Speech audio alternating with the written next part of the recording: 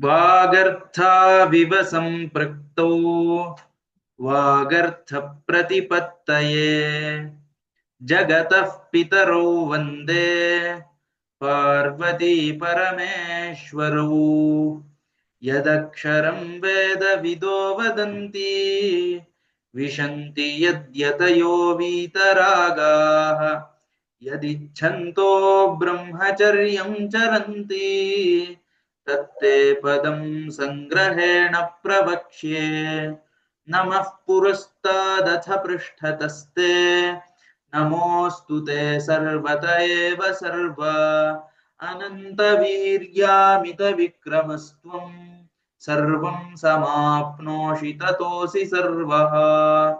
नमो नमः। अद्यतन कक्षायां सर्वेषां स्वागतमस्ति। गतदिने निन्ನೆಯ ತರಗತಿಯಲ್ಲಿ ಪರಿಕರ್ಮಾಷ್ಟಕಂ इति ಆರಂಭೆ ಪಠಿತಂ। ಪರಿಕರ್ಮಾಷ್ಟಕಂ 6 ಬಗೆಯ ಲೆಕ್ಕ ಅಂತ ನಾವು ಓದಕ್ಕೆ ಶುರು ಮಾಡಿದ್ವಿ।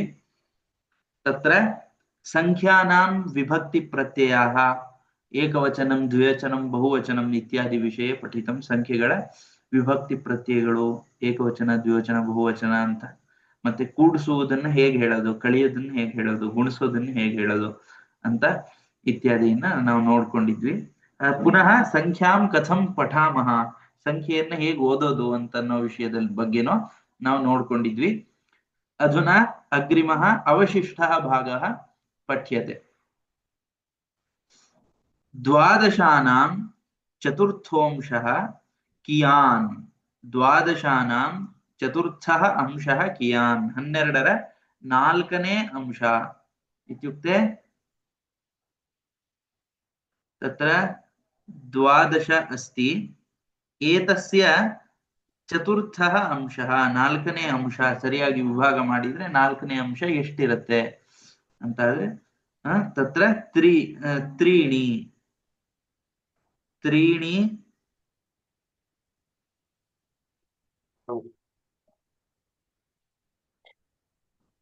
6 12। ओहो एवमस्ति वा? द्वादशानां चतुर्थः अंशः त्रीणि, 4ನೇ अंश ಅಂದ್ರೆ 3 + 3 + 3 + 3 एवं भवति। इत्युक्ते तत्र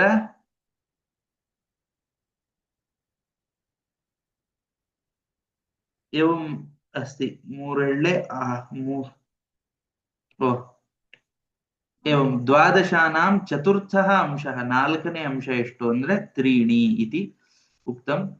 पुनः षण्णां वर्गः कियान् भवति, षण्णां वर्गः कियान् भवति, षट् अस्ति तस्य वर्गः ಅಂದ್ರೆ 6 ಸ್ಕ್ವೇರ್, षट् षण्णां 6ರ 6 ಅನ್ನೋದು ಷಟ್ इति ಶಬ್ದः ಬಹುವಚನೆ अस्ति, ಬಹುವಚನದಲ್ಲಿದೆ। ಷಣ್णां 6ರ वर्गः स्क्वेर कियान् भवति, कियान् भवति ಎಷ್ಟು ಆಗುತ್ತದೆ, कियान् भवति। वर्गः, वर्गः इति शब्दः पुल्लिङ्गे अस्ति, अतः प्रश्नः अपि कियान् इति पुल्लिङ्गे। कियान् वर्गः कियान्, वर्गವು ಎಷ್ಟು ಅಂತ। ಅದೇ ಸ್ತ್ರೀಲಿಂಗದಲ್ಲಿ ಏನಾದ್ರೂ ಇಲ್ಲಿ ಸ್ತ್ರೀಲಿಂಗದ ಶಬ್ದ ಇದ್ರೆ ಕಿಯತಿ ಅಂತ ಆಗುತ್ತೆ, ಇಲ್ಲೇ ನಪುಂಸಕ ಲಿಂಗದ ಶಬ್ದ ಇದ್ರೆ ಕಿಯತ್ ಅಂತ ಆಗುತ್ತೆ। ಕಿಯತ್ ಮೌಲ್ಯಂ, ಎಷ್ಟು ಬೆಲೆ, ಕಿಯತ್ ಮೌಲ್ಯಂ। ಕಿಯಾನ್ ವರ್ಗಃ, ಕಿಯತ್ ಧೈರ್ಯಂ, ಎಷ್ಟು ಧೈರ್ಯ। ಕಿಯತಿ महिमा, ಎಷ್ಟು ಮಹಿಮೆ, महिमा शब्दः स्त्रीलिंगे अस्ति, अतः कियती महिमा। अत्र लिखामि एकत्र, कुत्र स्थानमस्ति, अत्र स्थानमस्ति। कियती महिमा कियान्, कियान् अत्र किमस्ति, वर्गः, कियान् वर्गः कियत् धैर्यं। ಇಲ್ಲಿ ಕಿಯತಿ ಕಿಯಾನ್ ಕಿಯತ್ ಅಂತ ಸ್ತ್ರೀಲಿಂಗ, ಸ್ತ್ರೀಲಿಂಗ ಪುಲ್ಲಿಂಗ ನಪುಂಸಕಲಿಂಗ ಇಲ್ಲಿ ಬಂತು। ಕಿಯಾನ್ कियत् कियती कियत् किया कियती महिमा कियान् वर्गः कियत् धैर्यं ಅಂತ ಹಾಗಾಗಿ ಕಿಯಾತ್ ಅಂದ್ರೆ ಎಷ್ಟು ಧೈರ್ಯ ಎಷ್ಟು ವರ್ಗ ಎಷ್ಟು ಮಹಿಮೆ एवं तत्र भेदः अस्ति कियान् भवति वर्गः कियान् भवति ಅಂದ್ರೆ तत्र षट् त्रिंशत् आरु वर्गः नाम एवं किं भवति षट् त्रिंशत् षट् षट् प्लस् त्रिंशत् षट् त्रिंशत् षट्त्रिंशत् वर्गः कियान् भवति षट्त्रिंशत् एकाशतेः वर्गमूलं किम् एकाशीतेः एक अशीतेः वर्गमूलं किम् वर्गमूलं नव नव वर्गमूलं नव इति अत्र उक्तमस्ति वर्गमूलವು अत्र त्रीणि षण्णां वर्गः षट्त्रिंशत् एकाशीतेः वर्गमूलं नव दशानां घनः कियान् दशानां घनः कियान् घनः इति शब्दः अपि पुल्लिङ्गे अस्ति दशानां घनः क्यूब् कियान् भवति दश दश दश इति कियान् भवति इति चेत् दश दश शतं शतं शतं शतं दश सहस्रं सहस्रम् इति अस्ति सहस्रं 1000 चतुष्षष्ठेः घनमूलं कियत् भवति चतुः अधुना किं वक्तव्यं चतुः षष्ठेः षष्टिय ಅಂದ್ರೆ 64ರ ಚತುಷ್ಷಷ್ಠೇः घनमूलं कियत् भवति घनमूलं घनस्य मूलं कियत् भवति सप्त कियत् चत्वारि इत्युक्ते चत्वारि चत्वारि चत्वारि एवं कुर्मः चेत् तत्र षोडश चत्वारि इति भवति षोडश चत्वारि किं भवति अनन्तरं चतुष्षष्टिः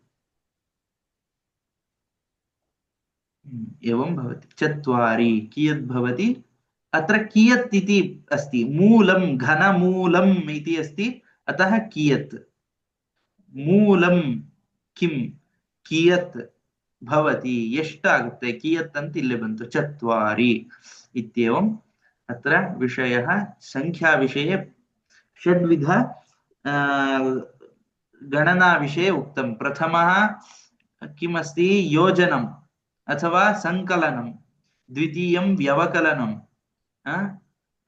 तत्र गुणः गुणः चतुर्थं भागः पंचमं वर्गः वर्गः षष्ठं घनः इति एकं द्वे त्रीणि चत्वारि पञ्च षड्विध परिकर्म ओ अष्टकम् अष्ट इति अस्ति खलु षट् नास्ति अष्ट अत्र घन घनमूल वर्ग वर्गमूल इति वर्ग वर्गस्य मूलम् इति एवं लिखन्ति खलु वर्गमूलम् इति पुनः घन घनमूलम् इति एवं लिखन्ति सप्त अष्ट इति अष्टविध परिकर्म अष्टकम् इति अत्र अष्ट ಮೇಲೆ ಹೋಗ್ತೇನೆ ಫಸ್ಟ್ ಇದನ್ನ ಮಾಡ್ಕೊಳ್ಳಿ भारत सावित्री इति अग्रिमः पाठः नूतनः समारभ्यते 29तमः पाठः भारत सावित्री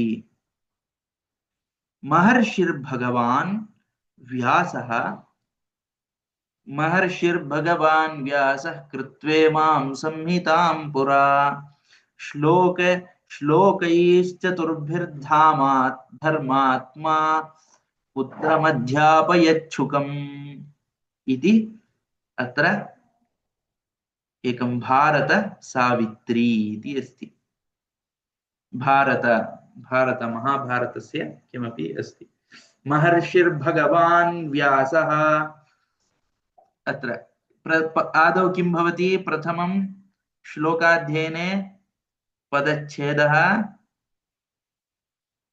छेदः द्वितीयः अर्थः तृतीयः विग्रहः चतुर्थं वाक्य योजनम्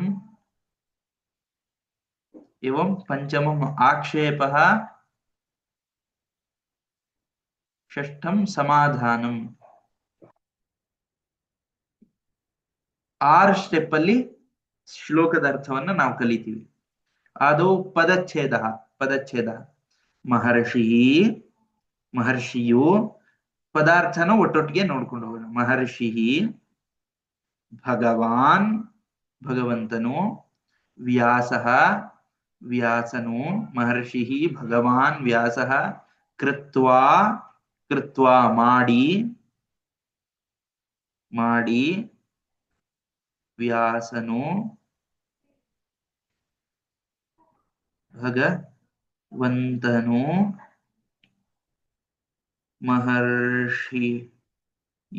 ಮಹರ್ಷಿಯು ಭಗವಂತನು ವ್ಯಾಸನು ಮಾಡಿ ಇದನ್ನು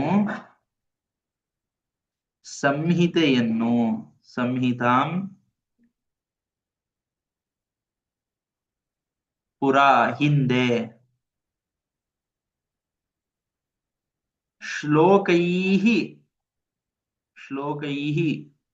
ಶ್ಲೋಕಗಳಿಂದ ಚತುರ್ಭಿಃ ನಾಲ್ಕುಗಳಿಂದ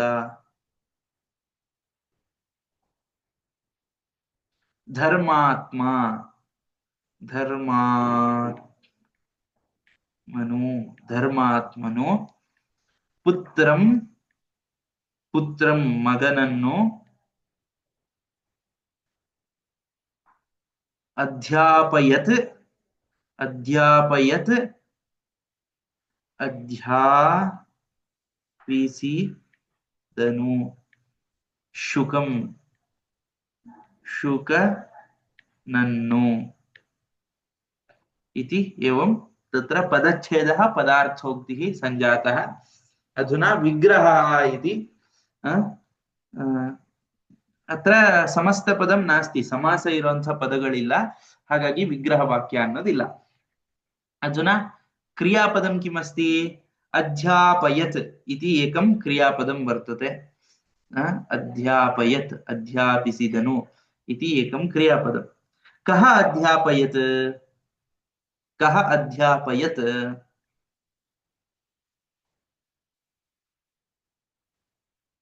कः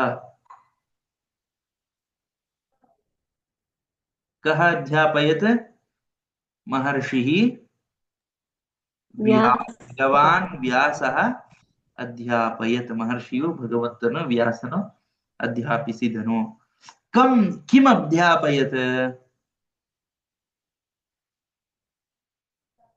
संहिताम् अध्यापयत् ಇದನ್ನು ಇಮಾಂ ಸಂಹಿತಾಂ ಅಧ್ಯಾಪಯತ್ ಈ ಸಂಹಿತೆಯನ್ನು ಅಧ್ಯಾಪಿಸಿದನು ಕಹ ಅಧ್ಯಾಪಯತ್ ವ್ಯಾಸಃ ಅಧ್ಯಾಪಯತ್ ಕಿಂ ಅಧ್ಯಾಪಯತ್ ಕಿಂ ಏನನ್ನು इति चेत् इमां संहितां अध्यापयत् ಈ ಸಂಹಿತೆಯನ್ನು ಅಧ್ಯಾಪಿಸಿದನು इमां संहितां सः अध्यापयत् किम् अध्यापयत् इमां संहितां अध्यापयत् कदा अध्यापयत् किम् ಅಂತ ಬಂತು ಈಗ ನೆಕ್ಸ್ಟ್ ಬರುವಂತ ಪ್ರಶ್ನೆ कदा ಅಂತ ಇಟ್ಕೊಳ್ಳೋಣ कदा अध्यापयत्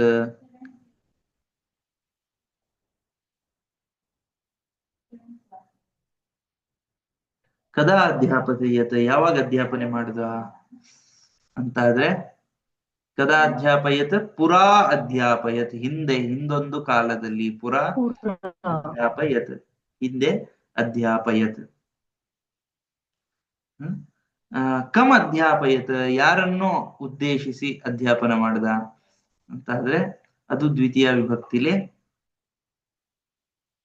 ಈಗ ಕಮ್ ಯಾರನ್ನು, ಕಮ್ ಯಾರನ್ನು ಕುರಿತು ಅಧ್ಯಾಪನ ಮಾಡ್ದ ಅಂತಾದ್ರೆ ಪುತ್ರಂ, ಪುತ್ರಂ ಪುತ್ರನನ್ನು, ಶುಕಂ,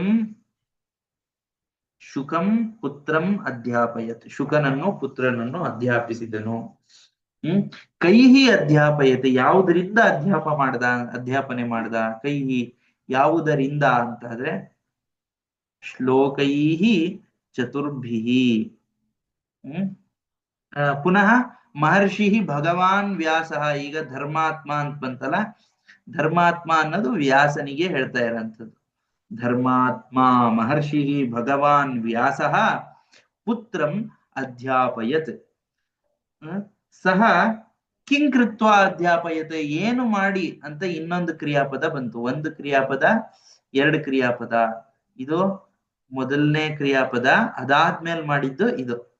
ಕೃತ್ವ, ಕಿಂ ಕೃತ್ವ ಮಹರ್ಷಿ ಭಗವಾನ್ ವ್ಯಾಸ ಇಮಾಂ ಸಂಹಿತಾಂ ಪುರಾ ಕೃತ್ವ ಚತುರ್ಭಿಃ ಶ್ಲೋಕೈಃ ಪುತ್ರಂ ಅಧ್ಯಾಪಯತ್. ಚತುರ್ಭಿಃ ಶ್ಲೋಕೈಃ ಸ ಧರ್ಮಾತ್ಮ, ಆ ಧರ್ಮಾತ್ಮನು ಶುಕಂ ಪುತ್ರಂ ಅಧ್ಯಾಪಯತ್, ಮಗನಾದ ಶುಕನನ್ನು ಅಧ್ಯಾಪಿಸಿದನು. ಇತಿ ಏವಂ ವಾಕ್ಯ ಯೋಜನಂ ಇತಿ ಚತುರ್ಥಃ ಸೋಪಾನಂ ಸಮಾಪ್ತಂ ಭವತಿ. ಇತಿ ಅಗ್ರೆ ವಯಂ ಗಂತುಂ ಶಕ್ನುಮಃ. ಪುರಾ ಧರ್ಮಾತ್ಮ ಮಹರ್ಷಿ ಭಗವಾನ್ ವ್ಯಾಸ, ಇಲ್ಲಿ ಅದರದ್ದು ವಾಕ್ಯ ಯೋಜನೆ ಕೊಟ್ಟಿದ್ದಾರೆ ನೋಡಿ.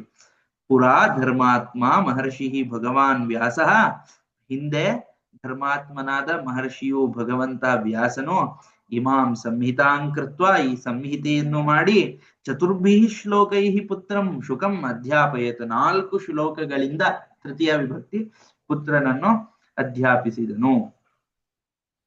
ಅಧುನಾ ಶ್ಲೋಕಾನಿ ಏತಾನಿ ಸಂತಿ ವಯಂ ಪಠಾಮಃ. ಮಾತಾ ಪಿತೃಸಹಸ್ರಾಣಿ ಪುತ್ರದಾರಶತಾನಿ ಚ ಸಂಸಾರೇಷ್ವನುಭೂತಾನಿ ಯಾಂತಿ ಯಾಸ್ಯಂತಿ ಚಾಪರೇ. ಹರ್ಷಸ್ಥಾನಸಹಸ್ರಾಣಿ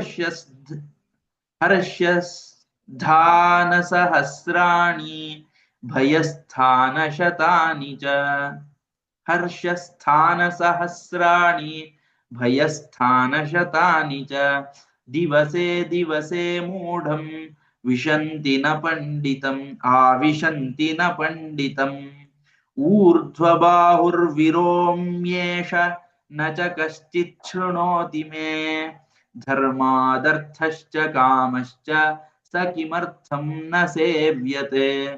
ನ ಜಾತು ಕಾಮಾನ್ನ ಭಯಾನ್ನ ಲೋಭಾ, ಧರ್ಮಂ ಜೀವಿತಸ್ಯಾಪಿ ಹೇತೋಃ.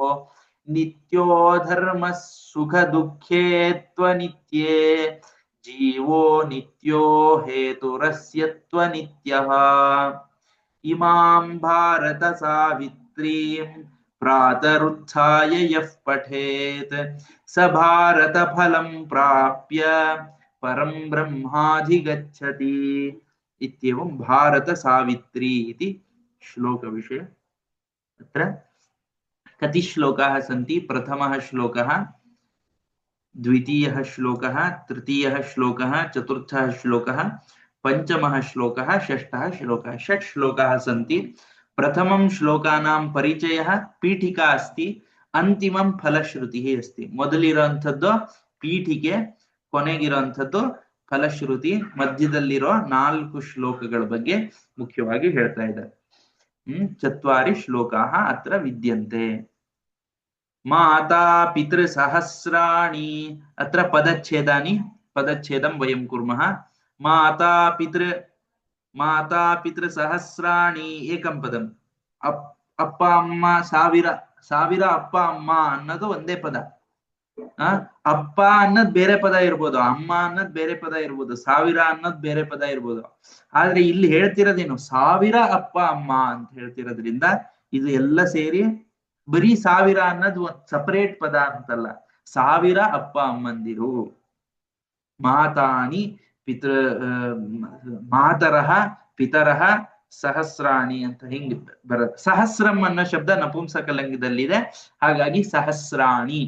ಮಾತಾ ಪಿತೃ ಸಹಸ್ರಾಣಿ ಪುತ್ರದಾರ ಶತಾನಿ ಚ ಶತಾನಿ ಇತಿ ದ್ವಿತೀಯಂ ಪದಚ್ಛೇದ. ಚ ಮೂರಾಯ್ತು. ಸಂಸಾರೇಷು ಅನುಭೂತಾನಿ ಯಾಂತಿ ಯಾಸ್ಯಂತಿ ಚಾಪರೆ ಚ ಚ ಅಪರೆ ಅಂತ ಈ ರೀತಿ ಮೊದಲನೇದ್ದು ಪದ, ಎರಡನೇ ಪದ, ಮೂರನೇ ಪದ, 4, 5, 6, 7, 8, 9 ಪದ ಇರುವಂತಹ ಶ್ಲೋಕ. ನವಪದಾತ್ಮಕಂ ಶ್ಲೋಕಮಿದಂ. ಮಾತಾ ಪಿತೃ ಸಹಸ್ರಾಣಿ, 1000 ಅಪ್ಪ ಅಮ್ಮಂದಿರು. ಮಾತಾ ಪಿತೃ ಸಹಸ್ರಾಣಿ ಪುತ್ರದಾರ ಶತಾನಿ ಚ. ಪುತ್ರ ಅಂದ್ರೆ ಮಗ, ಮಗ ಹೆಂಡತಿ. ದಾರ, ದಾರ ಶಬ್ದ ದಾರ ತತ್ರ ಪುಲ್ಲಿಂಗೇ ಅಸ್ತಿ ದಾರ ಶಬ್ದ. ಹೆಂಡತಿ ಅಂತಿದ್ರು ಪತ್ನಿ ಅಂತ ಅರ್ಥ. ಈಗ ನಾನು ಮುಂಚೆನೆ ಹೇಳಿದ್ದೆ, ಸಂಸ್ಕೃತದಲ್ಲಿ ಗುಣಧರ್ಮಗಳಿಗೆ ಅನುಸಾರವಾಗಿ ಹೆಸರುಗಳಿರುತ್ತೆ ಅಂತ. ಅಧುನಾ ದಾರಾಹ ಇತಿ ಶಬ್ದಃ ಅಸ್ತಿ. ಅಧುನಾ ದರ್ಶಯಾಮಿ ಕಿಮಸ್ತಿ.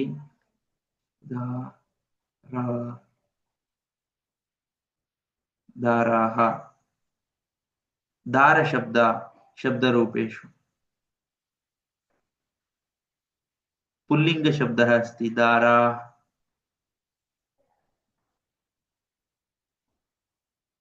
ದಾರ ಅಂತ ಪುಲ್ಲಿಂಗದಲ್ಲೂ ಇದೆ, ದಾರಾಹ ಅಂತ ದಾರಹ, ದಾರು ದಾರಾಹ ಅಂದ್ರೆ ಹೆಂಡತಿ ಅನ್ನೋ ಅರ್ಥದಲ್ಲಿದೆ.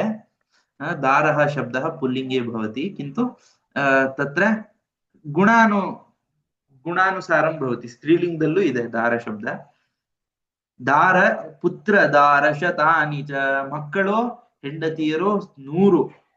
ಶತಾನಿ ಚ 100 ಹೆಂಡತಿ ಮಕ್ಕಳುಗಳು. ಮಾತಾ ಪಿತೃ ಸಹಸ್ರಾಣಿ ಪುತ್ರದಾರ ಶತಾನಿ ಚ ಸಂಸಾರೇಷು ಸಂಸಾರಗಳಲ್ಲಿ ಅನುಭೂತಾನಿ ಅನುಭವಿಸಿ ಆಗಿದೆ. ಅನುಭೂತಾನಿ ಯಾಂತಿ ಯಾಸ್ಯಂತಿ ಚ ಅಪರೆ. ಯಾಂತಿ ಪಡೆಯುತ್ತಾರೆ, ಯಾಸ್ಯಂತಿ ಯಾಂತಿ ಅನ್ನೋದನ್ನ ಪಡೆದಿದ್ದಾರೆ, ಪಡೆಯುತ್ತಾರೆ. ಯಾಸ್ಯಂತಿ ಮುಂದೆನೂ ಪಡೆಯುತ್ತಾರೆ, ಪಡಿತಾ ಇದ್ದಾರೆ, ಪಡೆಯುತ್ತಾರೆ. ಚ ಅಪರೆ ಅಪರೆ ಬೇರೆಯವರನ್ನು ಪಡೆಯುತ್ತಾರೆ. ಹರ್ಷಸ್ಥಾನ ಸಹಸ್ರಾಣಿ, ಹರ್ಷಸ್ಥಾನ ಸಹಸ್ರಾಣಿ ಅನ್ನೋದು ಒಂದ್ ಪದ, ಎರಡನೇ ಶ್ಲೋಕದಲ್ಲಿ ಮೊದಲನೇ ಶಬ್ದ. ಭಯಸ್ಥಾನ ಶತಾನಿ ಚ ಮೂರನೇದ್ದು. ದಿವಸೆ ದಿವಸೆ 4, 5.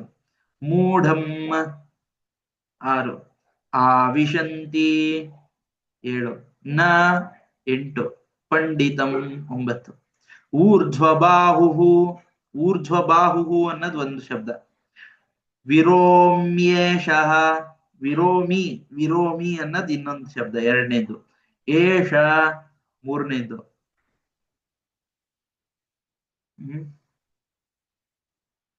ನ 4. ಚ 5. ಕಶ್ಚಿತ್ 6. ಶೃಣೋತಿ ಮೇ. ಧರ್ಮಾತ್ ಅರ್ಥಶ್ಚ, ಅರ್ಥಃ ಚ 11. ಕಾಮಃ 12. ಚ 13. ಸ 14. ಕಿಮರ್ಥಂ 15. ನ 16. ಸೇವ್ಯತೆ 17. 17 ಪದ ಇರುವಂಥದ್ದು. ಮೂರನೇ ಶ್ಲೋಕದಲ್ಲಿ 17 ಪದ, ಮೊದಲನೇ ಶ್ಲೋಕದಲ್ಲಿ 9, ಎರಡನೇ ಶ್ಲೋಕದಲ್ಲಿ 9 ಇದೆ ಅಂತ ಈ ರೀತಿ ಪದಚ್ಛೇದವನ್ನು ಮುಂಚೆ ಮಾಡ್ಕೊಳ್ಬೇಕು ಶ್ಲೋಕಾರ್ಥ ಕಲಿಬೇಕು ಅಂದ್ರೆ. ನ ಜಾತು, ನ ಜಾತು ಕಾಮಾತ್, ನ ಭಯಾತ್, ನ ಭಯದಿಂದ ಅಲ್ಲ. ಕಾಮಾತ್ ನ ಭಯಾತ್, ನ ಲೋಭಾತ್. ಧರ್ಮಂ ಧರ್ಮಂ ತ್ಯಜೇತ್. ಜೀವಿತಸ್ಯ ಅಪಿ ಹೇತೋಃ ನಿತ್ಯಃ ಧರ್ಮಃ ಸುಖ ದುಃಖೇ ತ್ವನಿತ್ತು ಅನಿತ್ಯೆ. ತು ಪ್ಲಸ್ ಅನಿತ್ಯೆ, ಅನಿತ್ಯ ಇವೆರಡು ಅನಿತ್ಯೆ. ಜೀವಃ ನಿತ್ಯಃ ಹೇತುಃ ಅಸ್ಯ ತು ಅನಿತ್ಯಃ ಅಂತ ಈ ರೀತಿ ಶಬ್ದ ಪದಚ್ಛೇದವನ್ನ ನಾವು ಒಂದ್ಸಲ ನೋಡಿದ್ದಾಯ್ತು. ಪದಚ್ಛೇದಂ ದೃಷ್ಟಮಸ್ತಿ ಅಧುನಾ ಪದಾರ್ಥೋಕ್ತಿಂ ಪಶ್ಯಾಮಃ. ಪದಚ್ಛೇದಃ ದೃಷ್ಟಃ. ಅಧುನಾ ಸಮಯಃ ಅಸ್ತಿ ಅತಃ ಅಗ್ರೆ ಗಚ್ಚಾಮಿ. ಮಾತಾ ಪಿತೃ ಸಹಸ್ರಾಣಿ ಸಾವಿರ ತಂದೆ ತಾಯಂದಿರು. ಮಾತಾ ಪಿತೃ ಸಹಸ್ರಾಣಿ ಪುತ್ರ ದಾರ ಶತಾನಿ ಚ.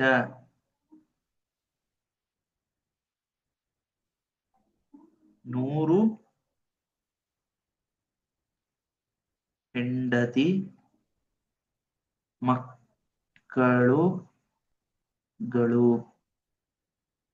ತಾನಿ ಚ ಅಂದ್ರೆ ಹಾಗೂ ಅಥವಾ ಮತ್ತು ಅಂತ ತಗೋಬಹುದು. ಸಂಸಾರೇಷು ಸಂಸಾರಗಳಲ್ಲಿ ಅನುಭೂತಾನಿ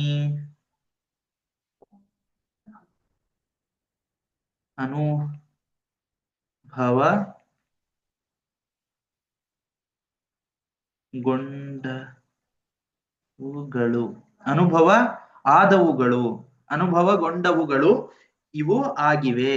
ಸಹಸ್ರಾಣಿ ಅನುಭೂತಾನಿ. ಅನುಭೂತಾನಿ ಅಂದ್ರೆ ಕ್ರಿಯಾ ವಿಶೇಷಣ. ಇದು ಅನುಭವಗೊಂಡಿರುವಂಥವು ಆಗಿವೆ ಅಂತ. ಇದು ಬಹುವಚನದಲ್ಲಿದೆ. ಅನುಭೂತಾನಿ ಸಹಸ್ರಾಣಿ ದಶಾನಿ ಶತಾನಿ ಅನುಭೂತಾನಿ. ಕಾನಿ ಅನುಭೂತಾನಿ ಶತಾನಿ ಸಹಸ್ರಾಣಿ ಅನುಭೂತಾನಿ. ಮಾತಾಪಿತೃ ಸಹಸ್ರಾಣಿ ಪುತ್ರ ದಾರ ಶತಾನಿ ಚ ಅನುಭೂತಾನಿ. ಕುತ್ರ ಅನುಭೂತಾನಿ, ಎಲ್ಲಿ ಅನುಭವಗೊಂಡಿವೆ ಇವು ಅಂತಾದ್ರೆ ಸಂಸಾರೇಷು ಅನುಭೂತಾನಿ ಯಾಂತಿ. ಅನುಭೂತಾನಿ ಕಿಂ ಭವಂತಿ, ಏನಾಗುತ್ತವೆ ಅನುಭವಗೊಂಡಿರುವವುಗಳು ಏನಾಗುತ್ತವೆ? ಯಾಂತಿ. ಯಾಂತಿ ಅಂದ್ರೆ ಪಡೆಯುತ್ತವೆ.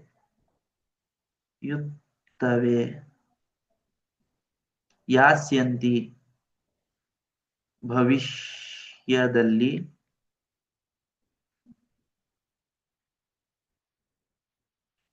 ಯುತ್ತವೆ. ಚ ಕೂಡ. ಅಪರೆ ಅಂದ್ರೆ ಕೂಡ, ಬೇರೆಯನ್ನು, ಬೇರೆಯ ಅಂತ ಅಪರೆ.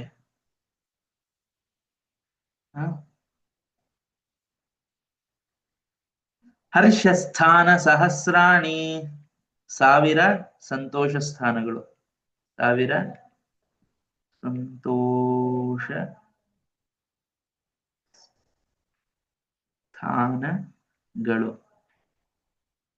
ಭಯಸ್ಥಾನ ಶತಾನಿ ಚ.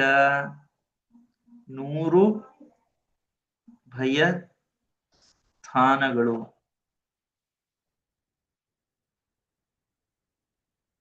ಮತ್ತು ಭಯಸ್ಥಾನ ಶತಾನಿ ಚ. ದಿವಸೆ ಮೂಢಂ. ದಿವಸೆ ದಿನದಲ್ಲೂ. ಮೂಢಂ ಮೂಢನನ್ನು. ಆವಿಶಂತಿ ಪ್ರವೇಶಿಸುತ್ತವೆ.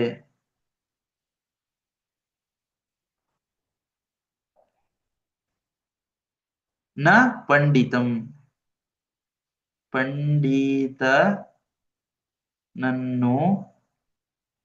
ಅಲ್ಲ. ಅಂದ್ರೆ ನ ಪಂಡಿತನನ್ನು ಪ್ರವೇಶ ಮಾಡಲ್ಲ ಅಂತ. ಊರ್ಧ್ವಬಾಹು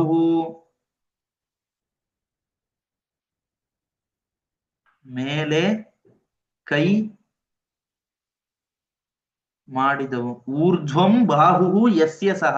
ಊರ್ಧ್ವ ಬಾಹು ಮೇಲೆ ಕೈ ಯಾರಿಗಿದೆಯೋ ಅವನನ್ನ ಊರ್ಧ್ವ ಬಾಹು ಅಂತ ಕರೀತಾರೆ. ಊರ್ಧ್ವಂ ಬಾಹು ಯಸ್ಯ ಸಹ ಊರ್ಧ್ವ ಬಾಹು. ಮೇಲೆ ಕೈ ಇರುವವನು. ಮೇಲೆ ಕೈ ಇರುವವನು. ವಿರೋಮಿ ವಿರೋಮಿ ಕೂಗುತ್ತಿದ್ದೆ, ಕೂಗುತ್ತೇನೆ, ಸದಾ ಕೂಗ್ತೇನೆ. ಏಷ ಏಷ ಇದು, ಏಷಃ ಇದು ಅಥವಾ ಇವನು ಅಂತ ಅರ್ಥ.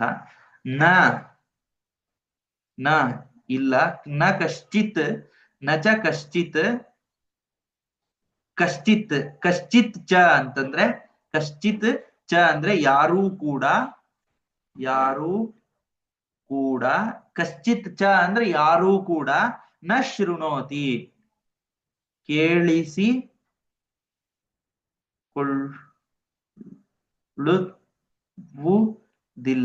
ಕೇಳಿಸಿಕೊಳ್ಳುವುದಿಲ್ಲ. ನಚ ಕಶ್ಚಿತ್ ಶೃಣೋತಿ. ಮೇ ಅಂತಂದ್ರೆ ನನ್ನನ್ನು, ಕೇಳಿಸಿಕೊಳ್ಳುವುದಿಲ್ಲ ಅಥವಾ ನನ್ನನ್ನು. ಆವಾಮಹಂ ವಯಂ ಮಾಂ ಮೇ ಆವಾಮ್ನೌ ಅಸ್ಮಾನ್ನಃ. ಮಾಂ ಅಂದ್ರೆ ನನ್ನನ್ನು, ಮೇ ಅಂದ್ರು ನನ್ನನ್ನು, ನನ್ನನ್ನು ಕೇಳಿಸಿಕೊಳ್ಳುವುದಿಲ್ಲ. ಧರ್ಮಾತ್ ಧರ್ಮದಿಂದ, ದಿಂದ ಧರ್ಮಾತ್ ಅರ್ಥ ಅರ್ಥವು, ಅರ್ಥವು, ಚ ಮತ್ತು, ಕಾಮಃ ಕಾಮವು, ಚ ಮತ್ತು, ಮತ್ತು ಅಂತ ಎಲ್ಲ ಕಡೆ ಸ ಕಿಮರ್ಥಂ ಅದು, ಅದು ಕಿಮರ್ಥಂ ಏಕೆ ಅಥವಾ ಏತಕ್ಕೆ, ಏತಕ್ಕಾಗಿ, ಕಿಮರ್ಥಂ ಏತಕ್ಕಾಗಿ, ನ ಸೇವ್ಯತೆ ಸೇವನೆ ಮಾಡಲ್ಪಡುವುದಿಲ್ಲ.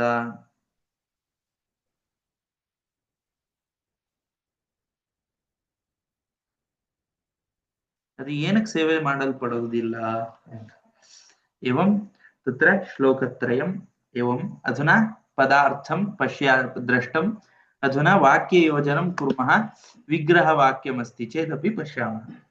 माता पितृ यान्ति पಡೆಯುತ್ತವೆ, ಯಾಸ್ಯಂತಿ ಪಡೆಯುತ್ತವೆ, ಸಿಗುತ್ತವೆ, ಯಾಂತಿ ಹೋಗುತ್ತವೆ ಅಂತ ಅರ್ಥ. ಯಾಸ್ಯಂತಿ ಕಾನಿ ಯಾಂತಿ, ಅನುಭೂತಾನಿ ಯಾಂತಿ, ಅನುಭೂತವಾದವುಗಳು ಸಿಗುತ್ತವೆ. ಅನುಭೂತಾನಿ ಕಾನಿ ಅನುಭೂತಾನಿ, ಏನು ಏನನ್ನು ಅನುಭವ ಮಾಡಿಯಾಗಿದೆ? ಮಾತಾ ಪಿತೃ ಸಹಸ್ರಾಣಿ ಅನುಭೂತಾನಿ. ಅನುಭೂತಾನಿ ಅನ್ನೋದು ಏಕವಚನದಲ್ಲಿ ತಗೊಂಡ್ರೆ ಮಾತಾ ಗಳು ಅನುಭೂತವಾಗಿವೆ. ಏತಾನಿ ಇವುಗಳು ಪ್ರಥಮ ವಿಭಕ್ತಿಲೆ ಮಾತಾ ಪಿತೃ ಸಹಸ್ರಾಣಿ, ನೂರಾರು ತಂದೆ ತಾಯಿಯಂದಿರು, ನೂರಾರು ಹೆಂಡತಿ ಮಕ್ಕಳುಗಳು, ಹಾಗೂ ನೂರಾರು ಸಂಸಾರಗಳಲ್ಲಿ, ಸಂಸಾರೇಶು ಅನುಭೂತಾನಿ ಅನುಭವ ಆಗಿರುವವುಗಳು ಆಗಿವೆ. ಇವೆಲ್ಲವನ್ನು ನಾವು ಅನುಭವಿಸಿದ್ದೇವೆ. ಅನುಭೂತಾನಿ ಇವುಗಳು ಯಾಂತಿ, ಯಾಂತಿ ಯಾಸ್ಯಂತಿ, ಈ ಸಂಸಾರ ಚಕ್ರದಲ್ಲಿ ಯಾಂತಿ ಅನುಭೂತಾನಿ ಯಾಂತಿ ಆಯಾಂತಿ ಮತ್ತೆ ಬರುತ್ತವೆ ಅಂತ. ಇವುಗಳನ್ನು ನಾವು ಅನುಭವಿಸಿದ್ದೇವೆ. ಏತಾನಿ ಅನುಭೂತಾನಿ, ಇವುಗಳು ಅನುಭವಗೊಂಡಿವೆ. ಆದ್ರೂ ಏತಾನಿ ಯಾಂತಿ ಮತ್ತೆ ಬರುತ್ತವೆ, ಆಯಾಂತಿ ಯಾಸ್ಯಂತಿ ಮತ್ತೆ ಕೆಲವೊಂದು ಹೋಗುತ್ತವೆ ಬರುತ್ತವೆ. ಯಾಂತಿ ಯಾಸ್ಯಂತಿ ಚ ಅಪರೇ, ಬೇರೆವು ಅಪರೇ ಯಾಸ್ಯಂತಿ, ಬೇರೆಯವುಗಳು ಕೂಡ ಸಿಗುತ್ತವೆ ಅಂತ ಅರ್ಥ.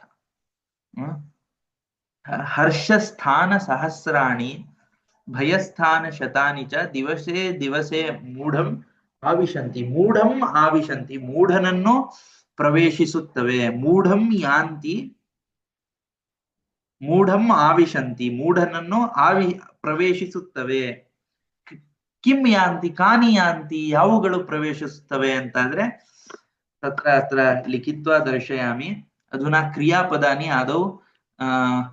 ಆದೌ ಲಿಖಾಮಃ. ಕ್ರಿಯಾಪದಂ ರಕ್ತವರ್ಣೇನ ಲಿಖಾಮಿ. ಯಾಂತಿ ಇತಿ ಏಕಂ ಕ್ರಿಯಾಪದಂ ವರ್ತತೆ. ಯಾಂತಿ ದ್ವಿತೀಯಂ ಪ್ರಿಯ ಯಾಸ್ಯಂತಿ ದ್ವಿತೀಯಂ ಪುನಃ ಆವಿಶಂತಿ ಇತಿ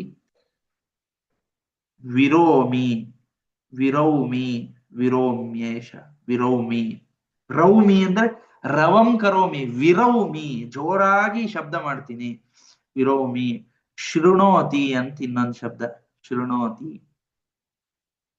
ಸೇವ್ಯತೆ ಅಂತ ಇನ್ನೊಂದು ಕ್ರಿಯಾಪದ ಇದಿಷ್ಟು ಕ್ರಿಯಾಪದ ಯಾಂತಿ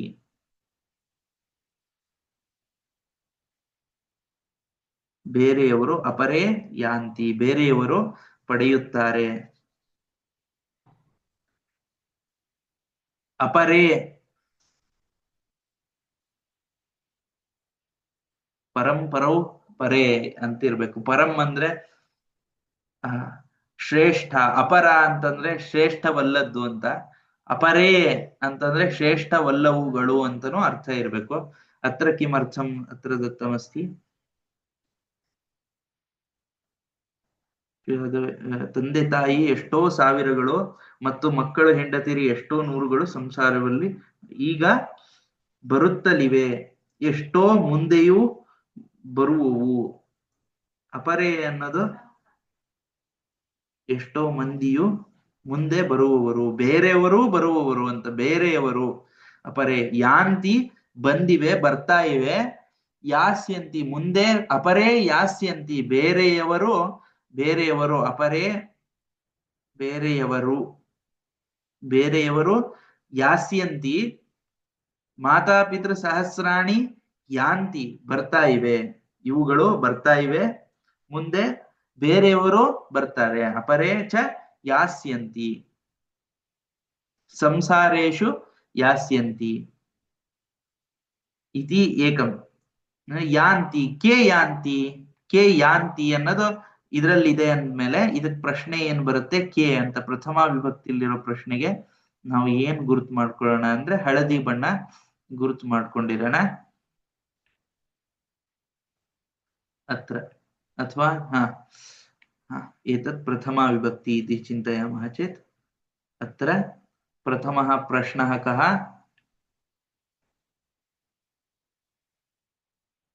कः अथवा के ಅಂತ ಪ್ರಶ್ನೆ ಬರುತ್ತೆ ಬಹುವಚನದಲ್ಲಿ ಯಾರು ಯಾರು ಬರುತ್ತವೆ ಕೆ ಯಾಂತಿ ಅಂತಂದ್ರೆ ಅದಕ್ಕೆ ಗುರುತು ಮಾತಾ ಪಿತೃ ಸಹಸ್ರಾಣಿ ಯಾಂತಿ ಸಾವಿರ ತಂದೆ ತಾಯಿಗಳು ಬರುತ್ತವೆ ಪುತ್ರದಾರ ಶತಾನಿ ಯಾಂತಿ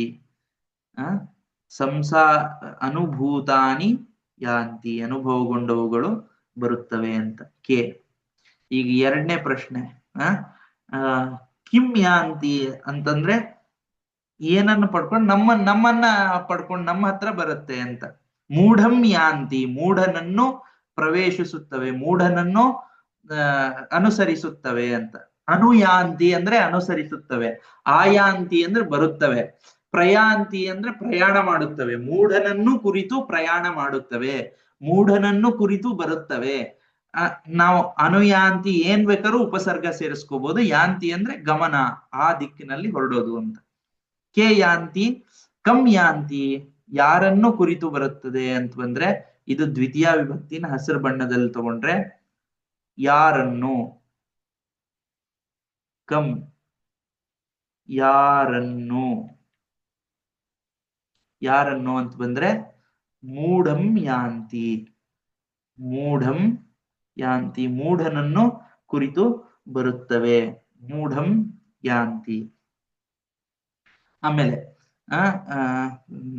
ಕೇನ ಯಾಂತಿ ಯಾವ್ದ್ರಿಂದ ಬರುತ್ತವೆ ಅದನ್ನ ಇಲ್ಲಿ ಕೊಟ್ಟಿಲ್ಲ ಯಾವ್ದ್ರಿಂದ ಬರುತ್ತವೆ ಅಂತಂದ್ರೆ ಅದರ ಸಾಮರ್ಥ್ಯದಿಂದ ಬರುತ್ತವೆ ಅಂತ ಹೇಳ್ಕೋಬಹುದು ತೃತೀಯ ಚತುರ್ಥಿ ಯಾವುದಕ್ಕೋಸ್ಕರ ಬರುತ್ತವೆ ಅಂದ್ರೆ ಇದರ ಸೃಷ್ಟಿಯ ರಚನೆ ಹೀಗಿದೆ ಅದಕ್ಕಾಗಿ ಬರುತ್ತವೆ ಪಂಚಮಿ ವಿಭಕ್ತಿ ಕುತಃ ಯಾಂತಿ ಎಲ್ಲಿಂದ ಬರುತ್ತವೆ ಅಂತಂದ್ರೆ ಸೃಷ್ಟಿಯ ಮೂಲದಿಂದ ಎಲ್ಲಿಂದನೋ ಬರ್ತಾ ಇದೆ ಅದರದ್ದು ಕರ್ಮ ವೃಕ್ಷದಿಂದ ಬರ್ತಾ ಇದೆ ಅಂತ ಹೇಳ್ಬೋದು ಚತುರ್ಥಿ ಪಂಚಮಿ ಷಷ್ಠಿ ವಿಭಕ್ತಿ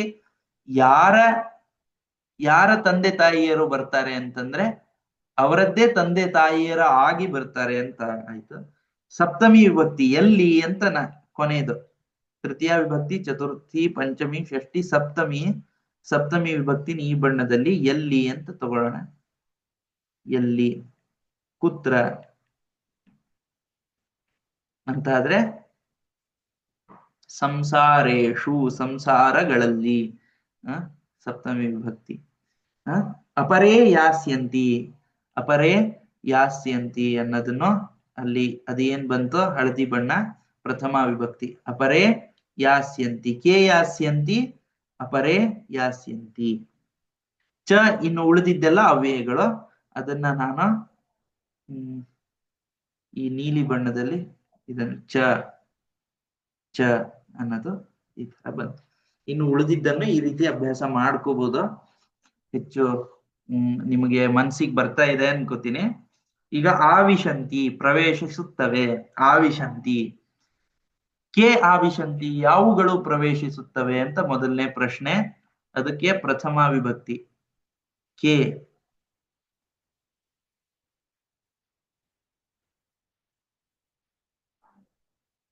ಯಾವುವು, ಯಾವುವು ಪ್ರವೇಶ ಮಾಡುವುವು, ಯಾವುವು ಕೆ. ಕೆ ಆವಿಶಂತಿ ಅಂತ ಪ್ರಶ್ನೆ. ಕೆ ಆವಿಶಂತಿ ಅಂತಂದ್ರೆ ಅದಕ್ಕೆ ಉತ್ತರ ಏನೋ, ಹರ್ಷಸ್ಥಾನ ಸಹಸ್ರಾಣಿ ಆವಿಶಂತಿ, ಸಂತೋಷದ 1000 ಸ್ಥಾನಗಳು ಬರುತ್ತವೆ. ಭಯಸ್ಥಾನ ಶತಾನಿ ಚ, ಶತಾನಿ ಆವಿಶಂತಿ. ಚ ಅನ್ನೋದು ಅವ್ಯಯ ಕೂಡ ಬರುತ್ತವೆ. ಶತಾನಿ ಚ ಆವಿಶಂತಿ. ಕದಾ ಆವಿಶಂತಿ, ಯಾವ ಸಮಯದಲ್ಲಿ ಅಂತ ಷಷ್ಠಿ ಸಪ್ತಮಿ ವಿಭಕ್ತಿ ನೋಡಿದ್ರೆ ಪ್ರಥಮ, ದ್ವಿತೀಯ, ತೃತೀಯ, ಚತುರ್ಥಿ, ಸಪ್ತಮಿ ವಿಭಕ್ತಿ.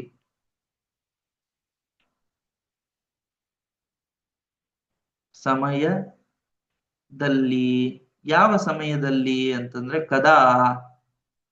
ಕದಾ ಸಮಯ ಯಾವಾಗ ಅಂತಂದ್ರೆ ದಿವಸೇ ದಿವಸೇ, ದಿವಸೇ ದಿವಸೇ ಆವಿಶಂತಿ, ದಿನ ದಿನವೂ ಪ್ರವೇಶ ಮಾಡುತ್ತವೆ.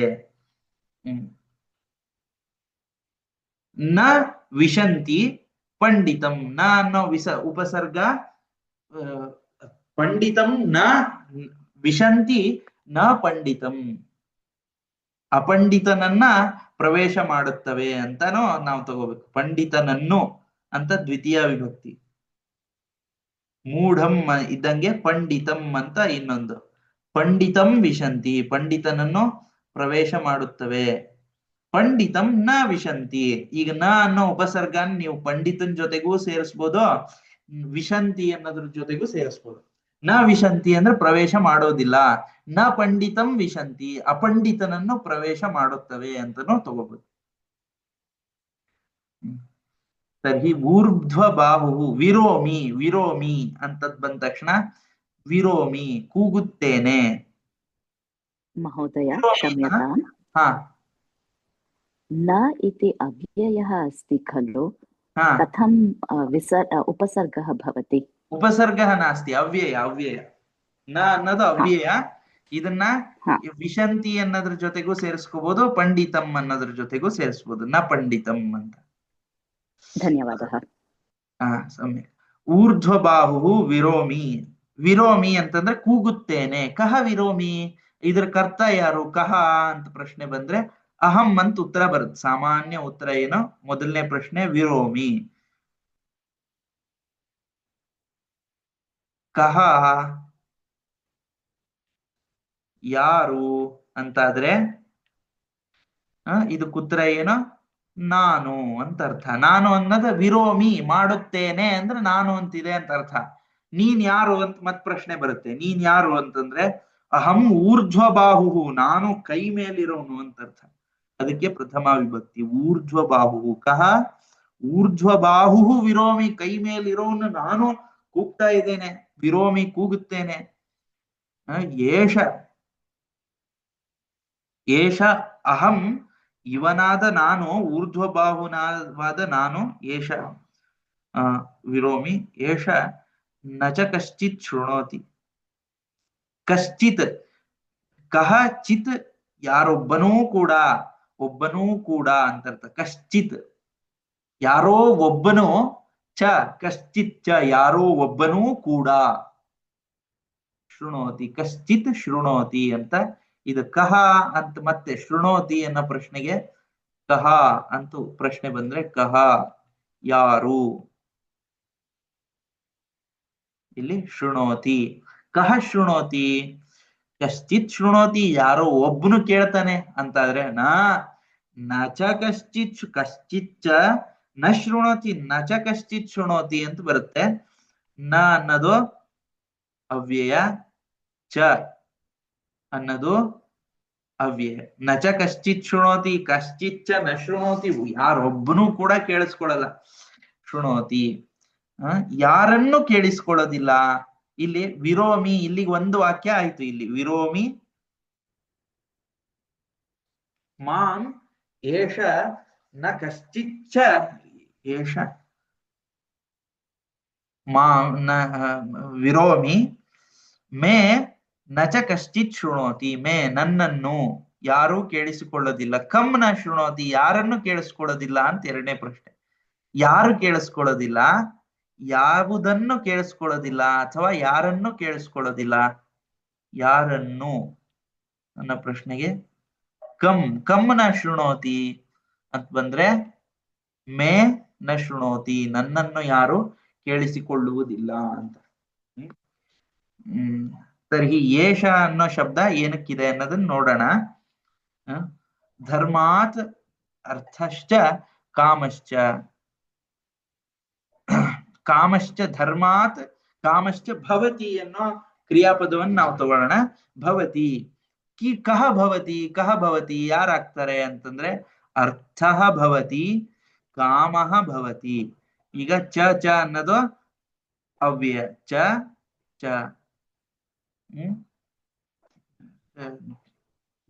ಅರ್ಥಃ ಭವತಿ, ಕಾಮಃ ಭವತಿ. ಅರ್ಥಃ ಕಾಮಃ ಕಸ್ಮಾತ್ ಭವತಿ, ಯಾವುದರಿಂದ ಬರುತ್ತೆ ಅಂತಾದ್ರೆ ಅಧುನಾ ವೃಷ್ಟಿ ಕಸ್ಮಾತ್ ಆಗಚ್ಚತಿ, ಆಕಾಶಾತ್ ಆಗಚ್ಚತಿ, ಮೇಘಾತ್ ವೃಷ್ಟಿ ಆಗಚ್ಚತಿ, ಮೇಘೈಃ ವೃಷ್ಟಿ ಆಗಚ್ಚತಿ ಬಹುವಚನದಲ್ಲಿ. ಮೇಘಾಃ ಕಸ್ಮಾತ್ ಆಗಚ್ಚಂತಿ, ಮೇಘಗಳು ಎಲ್ಲಿಂದ ಬರುತ್ತೆ, ಸಮುದ್ರಾದಾಗಚ್ಚಂತಿ, ಸಮುದ್ರದಿಂದ ಬರುತ್ತೆ ಅಂತ ಪಂಚಮಿ ವಿಭಕ್ತಿ ಹೇಳ್ತೀವಿ, ಎಲ್ಲಿಂದ ಬರುತ್ತೆ ಅಂತ.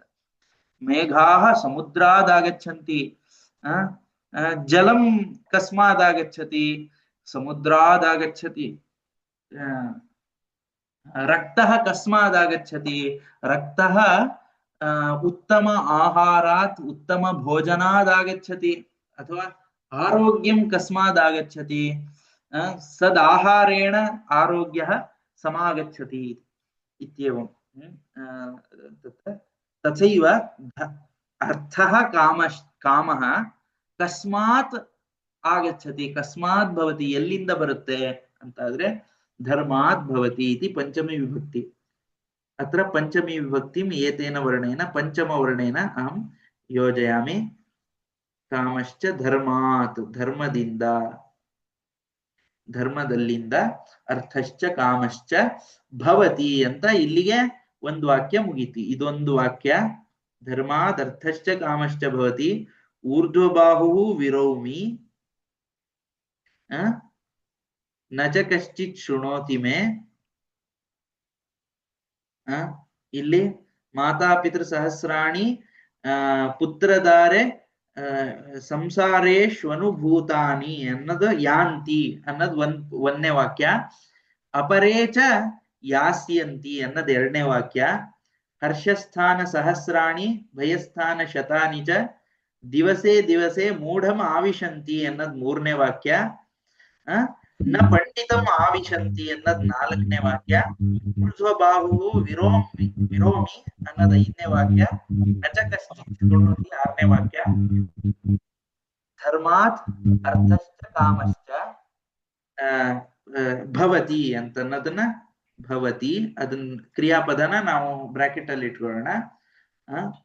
ಅರ್ಥಶ್ಚ ಕಾಮಶ್ಚ ಸ ಕಿಮರ್ಥಂ ನ ಸೇವ್ಯತೆ. ಸೇವ್ಯತೆ ಅನ್ನೋದು ಕ್ರಿಯಾಪದ. ಕಹ ಸೇವ್ಯತೆ, ಸ ನ ಸೇವ್ಯತೆ, ಸ ಸೇವ್ಯತೆ, ಸ ನ ಸೇವ್ಯತೆ. ನ ಅನ್ನೋದನ್ನ ಅವ್ಯಯ, ಅದನ್ನು ಗುರುತು ಮಾಡ್ಕೊಳ್ಳೋಣ. ನ ಅವ್ಯಯಮಸ್ತಿ. ನ ಸೇವ್ಯತೆ ಸೇವನೆಗೊಳ್ಳುವುದಿಲ್ಲ. ಕಹ ನ ಸೇವ್ಯತೆ, ಯಾವುದು ಸೇವನೆಗೊಳ್ಳೋದಿಲ್ಲ? ಕಹ ನ ಸೇವ್ಯತೆ, ಕಹ ಅನ್ನೋದನ್ನ ಪ್ರಶ್ನೆ, ಮೊದಲನೇ ಬಣ್ಣ ಕಹ ಯಾವುದು ಅನ್ನ ಪ್ರಥಮ ವಿಭಕ್ತಿ. ಕಹ ಅನ್ನೋದಕ್ಕೆ ಸಹ ನ ಸೇವ್ಯತೆ. ಸಹ ಕಿಮರ್ಥಂ, ಯಾವ ಅರ್ಥಕ್ಕಾಗಿ, ಕಿಮರ್ಥಂ ಯಾವ ಅರ್ಥಕ್ಕಾಗಿ. ಕಿಮರ್ಥಂ ಅನ್ನೋದು ಒಂದು ಅವ್ಯಯ ಥರದ್ದು.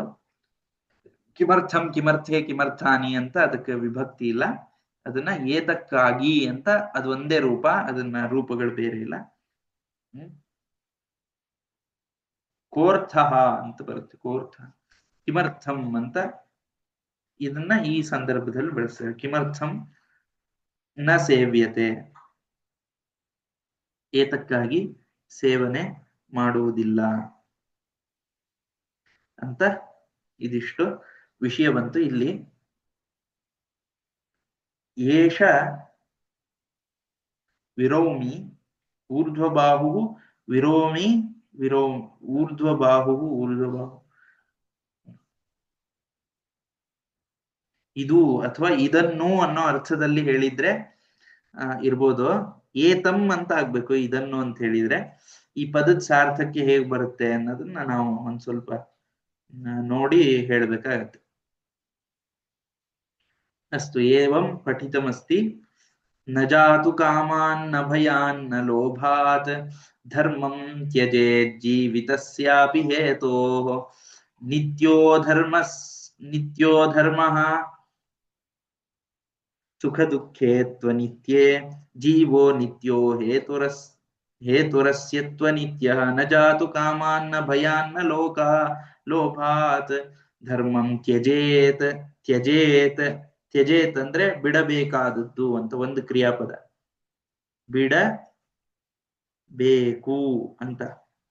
ಜೀವಿತಸ್ಯಾಪಿ ಹೇತೋಃ ನಿತ್ಯೋ ಧರ್ಮಃ ಸುಖ ದುಃಖೇ ತ್ವನಿತ್ಯೇ ಅನಿತ್ಯೇ ಜೀವೋ ನಿತ್ಯೋ ಹೇತುರಸ್ಯ ತ್ವನಿತ್ಯಃ ತು ಅನಿತ್ಯಃ. ಅಸ್ತು ಬಿಡಬೇಕು ಅಂತಾದ್ರೆ ನ ತ್ಯಜೇತ್, ಇದರಲ್ಲಿ ಅವ್ಯಯಗಳನ್ನು ಸೇರಿಸ್ಕೊಂಡು ಹೇಳಿದ್ರೆ ಏಷಃ ಧರ್ಮಃ ನ ತ್ಯಜೇತ್, ನ ತ್ಯಜೇತ್, ಧರ್ಮ ಬಿಡಬಾರದು. ನ ಜಾತು ಕಾಮಾನ್ನ ಭಯಾನ್ನ ಲೋಭಾನ್. ನ ಜಾತು, ಜಾತು ಅಂತಂದ್ರೆ ನ ಜಾತು ಕಾಮಾತ್ ಭಯಾತ್ ಲೋಭಾತ್, ಇಲ್ಲೊಂದು ನ ಅಂತ ಬಂತು. ಕಾಮಾತ್ ನ ತ್ಯಜೇತ್, ಭಯಾತ್ ನ ತ್ಯಜೇತ್, ಲೋಭಾತ್ ಧರ್ಮಂ ನ ತ್ಯಜೇತ್. ತ್ಯಜೇತ್ ಅಂತ ಬಂತು. ಏನನ್ನು ತ್ಯಾಗ ಮಾಡಬಾರದು ಅಂತ ಪ್ರಶ್ನೆ. ಏನನ್ನು, ಯಾರು ತ್ಯಾಗ ಮಾಡಬಾರದು? ಯಾರು ತ್ಯಾಗ ಮಾಡಬಾರದು ಅಂತಂದ್ರೆ ಬುದ್ಧಿವಂತನು. ಪಂಡಿತ ನ ತ್ಯಜೇತ್ ಅಂತ ತಗೊಳ್ಳೋಣ. ಹಿಂದೆ ಪಂಡಿತ ಅನ್ನೋ ಶಬ್ದ ಬಂದಿರೋದಕ್ಕೆ ಪಂಡಿತ ನ ತ್ಯಜೇತ್. ಪಂಡಿತ ಕಿಂ ನ ತ್ಯಜೇತ್, ಕಿಂ ಏನನ್ನು ಅಂತ ದ್ವಿತೀಯ ವಿಭಕ್ತಿಲಿ. ಏನನ್ನು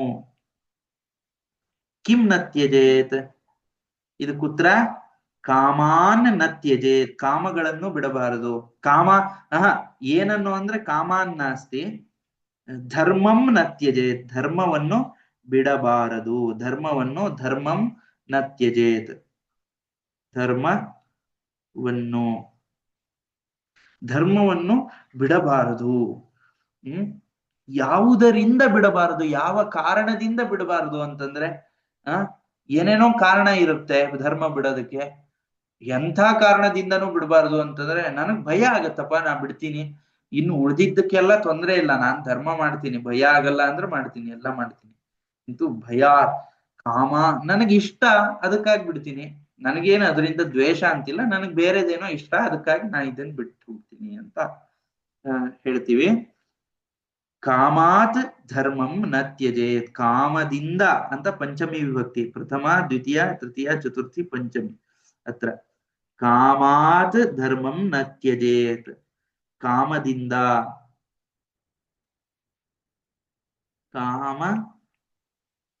ಕಾಮದ ಕಾರಣದಿಂದ ಅಂತಾನು ಹೇಳ್ಬೋದು. ಭಯಾತ್ ಭಯ ಕಾರಣದಿಂದ, ಭಯದಿಂದ, ಭಯಾತ್ ಅಂತ ಪಂಚಮಿ ವಿಭಕ್ತಿ. ಭಯದಿಂದ, ಭಯಾತ್, ಪಂಚಮಿ ವಿಭಕ್ತಿ. ಭಯಾತ್ ಕಾಮಾತ್ ಧರ್ಮಂ ನ ತ್ಯಜೇತ್, ಲೋಭಾತ್ ಧರ್ಮಂ ನ ತ್ಯಜೇತ್, ಲೋಭದಿಂದ,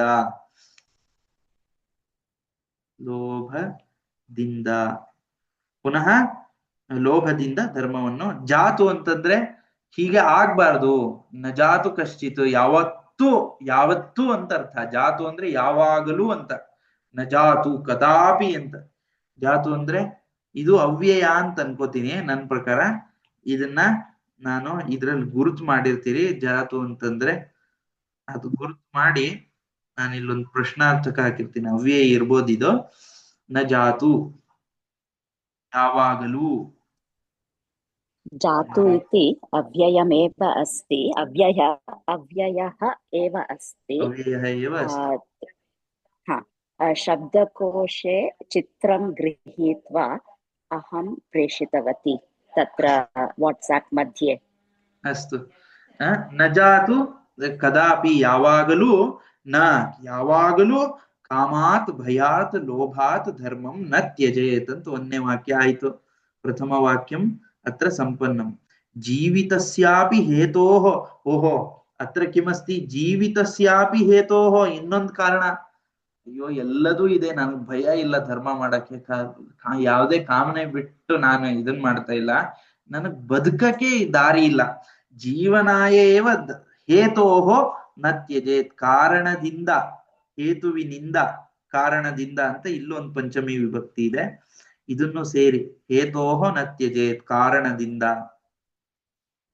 ಕಾರಣದಿಂದ ಅಂತ ತಗೊಂಡ್ರೆ ಕಸ್ಯ ಹೇತೋಹೋ, ಯಾವುದರ ಕಾರಣದಿಂದ, ಯಾವ ಕಾರಣದಿಂದ ಅಂತ ಇದಕ್ಕೆ ಸಂಬಂಧವಾಗಿ ಹೇತು ಪಂಚಮಿಗೆ ಸಂಬಂಧವಾದಂತ ಷಷ್ಠಿ ವಿಭಕ್ತಿ ಬಂತಿಲ್ಲಿ.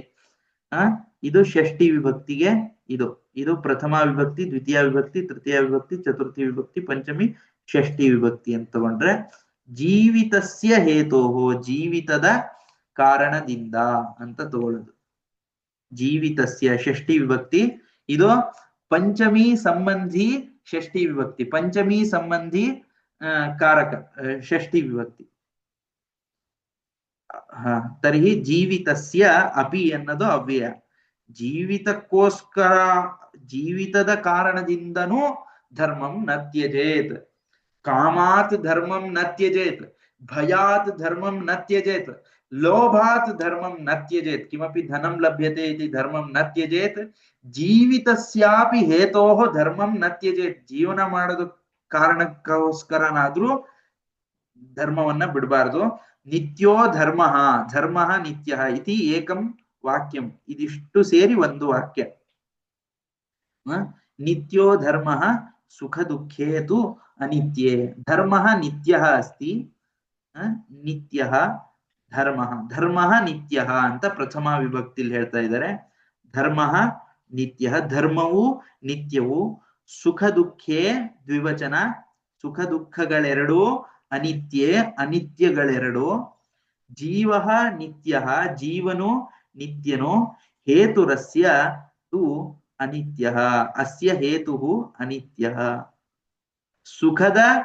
ಸುಖದ ಕಾರಣವು ಹೇತು ಅನಿತ್ಯ, ಹೇತು ತಸ್ಯ ತು ಅನಿತ್ಯ, ತು ಅನ್ನೋ ಒಂದು ಅವ್ಯಯ ಇದೆ, ತು ಅನಿತ್ಯ. ಧರ್ಮ ನಿತ್ಯ, ಅಸ್ಯ ಧರ್ಮಸ್ಯ ಹೇತು, ಸುಖ ದುಃಖಸ್ಯ ಹೇತು, ಸುಖಕ್ಕೆ ದುಃಖಕ್ಕೆ ಇರುವಂತಹ ಕಾರಣಗಳು ಅವು ಅನಿತ್ಯ. ಯಾಕಂದ್ರೆ ಸುಖ ಬರುತ್ತೆ, ಆದ್ರೆ ಸುಖದ ಕಾರಣ ಏನಿದೆಯೋ ಅದು ನಾಶ ಆಗುತ್ತೆ, ಹಾಗಾಗಿ ಸುಖನೂ ನಾಶ ಆಗುತ್ತೆ. ದುಃಖನೂ ಬರುತ್ತೆ, ದುಃಖಗಳು ಕಾರಣನೂ ನಾಶ ಆಗುತ್ತೆ. ಜೀವೋ ನಿತ್ಯ, ಜೀವವು ನಿತ್ಯವಾಗಿರ್ತಾನೆ, ಆದ್ರೆ ಜೀವಸ್ಯ ಹೇತು, ಜೀವನ ಕಾರಣವಾದಂತಹದ್ದು ಅನಿತ್ಯ ಇತಿ ಏವಂ ಅಸ್ತಿ. ಅತ್ರ ಕಿಮಸ್ತಿ, ಜೀವಸ್ಯ ಸುಖ ದುಃಖಸ್ಯ ಹೇತು.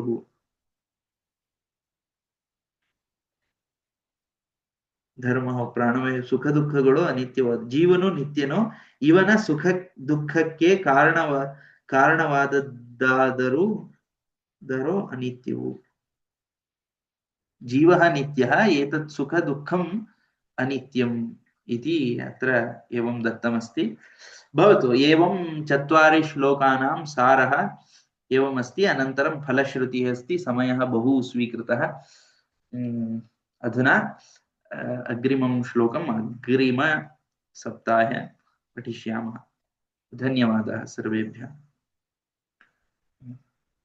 समापयामः वा निल्सिरोण ಇವತ್ತು कायेन वाचा मनसेन्द्रियैर्वा बुद्ध्यात्मना वा प्रकृते स्वभावात् करोमि यद्यत् सकलं परस्मै नारायणायेति समर्पयामि। श्रीकृष्णार्पणमस्तु।